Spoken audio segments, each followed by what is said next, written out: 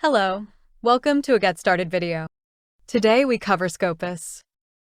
We'll go over how to access the database, what's in it, and how to do a basic search. Let's get started. Go to the Purdue Library's website to locate our A to Z list of databases. You'll find Scopus there. Scopus is one of the largest academic databases in the world. It covers over 94 million scholarly citations on all topics, with particular strength in STEM and the social sciences. Scopus metrics show journal, article, and author influence.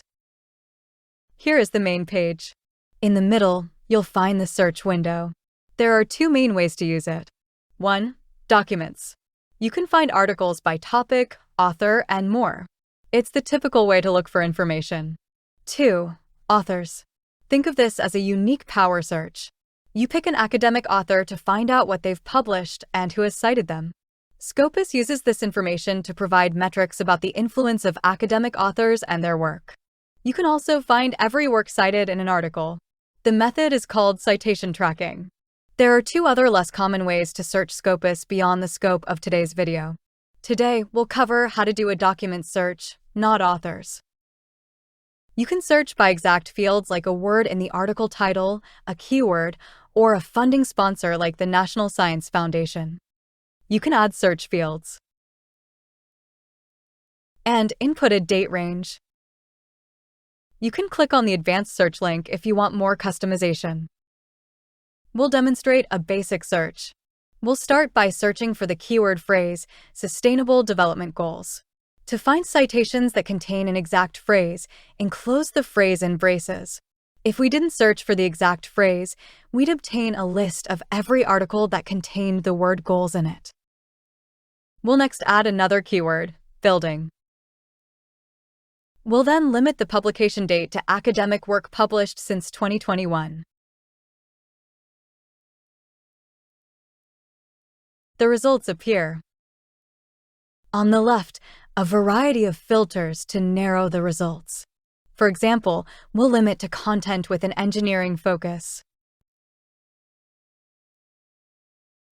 Every result gives the title, author information, and a date. We can also see the number of time a work has been cited. Click on the number to find out who has cited a work. When you click on a title, you'll find more information like the DOI, the equivalent of a social security number for an academic article. You'll find ways to obtain the full text. You'll also find ways to export the citation to academic productivity tools like EndNote, Zotero, and Mendeley. If you're a veteran scholar, scroll down to find metrics, funding details, and more.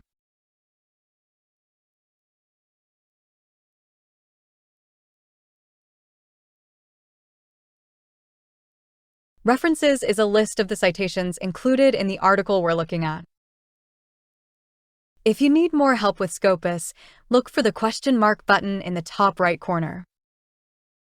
Now you know how to access Scopus, what's in it, and how to do a basic search.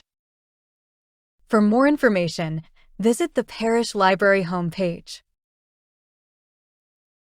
If you have questions, contact the Parish Library at parlib@purdue.edu. Thanks for watching. Boiler up!